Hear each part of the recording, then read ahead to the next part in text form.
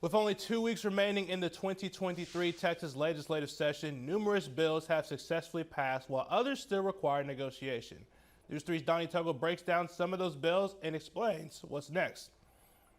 Lawmakers made funding for schools and public safety, balancing the budget, and allocating a multi-million-dollar surplus their top priorities during this session. The fate of a bill allowing parents to use state funds for private schools is uncertain. The Texas House Committee introduced a revised version of the bill on Monday, but it faces strong opposition and a potential veto from the governor. Critics argue that the legislation imposes restrictions on eligibility for education savings accounts. Representative John Raney believes a special session is likely. Quite frankly, I don't believe we're going to pass.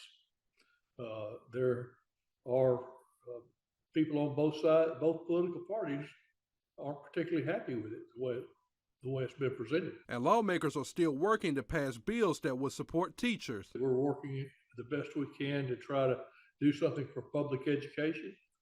We want to increase the teachers' pay. We want to help fund or give some extra money to the retired teachers who haven't had a pay raise in many, many years. Several bills also address public safety concerns. We typically go support our law enforcement folks and our firefighters.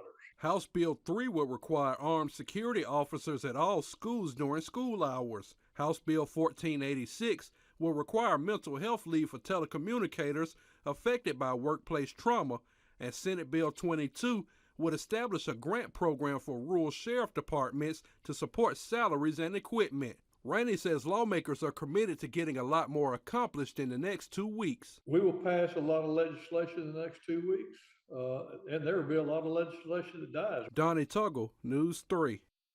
Another top priority was figuring out what to do with the $308 billion surplus. Lawmakers haven't come to an agreement on that yet. Regular session is going to end on May 29th.